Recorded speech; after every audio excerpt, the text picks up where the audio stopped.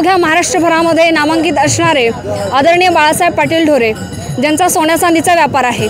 घरी आता थोडंफार जो तोटा येईल त्याचं काय करणार? तोटा पांढरंग भरून काढतो, आपल्याला देऊन टाकतो.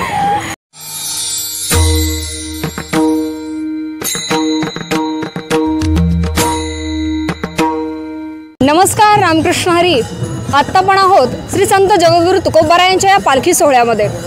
तर दिंडी क्रमांक 15 आत्ता आपण ज्यांच्याशी संवाद साधत आहोत ते या अवघ्या महाराष्ट्रभरामध्ये नामांकित असणारे आदरणीय बाळासाहेब पाटील ढोरे, ज्यांचा सोन्या चांदीचा व्यापार आहे. आणि अर्थातच या पालखी सोहळ्यामध्ये ते नेहमीच सहभागी होत राहतात.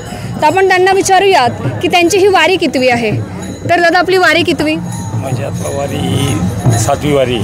अच्छा, वारीला आल्यानंतर तुमचा काय अनुभव, वेगळं काय अनुभव आला, विशेष काय सांगाल? वारीबद्दल सांगायचं तर वारीला आल्यानंतर माणूस देहभान विसरून जातो, वारीत तल्लीन होऊन जातो. त्याला परपंचाचा विसर पडलेला असतो.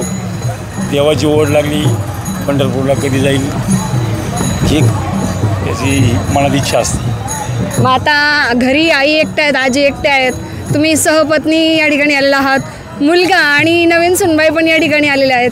तर मग आता घरचं व्यवस्थापन कसं? घरी आता थोडंफार जो तोटा येईल त्याचं काय करणार?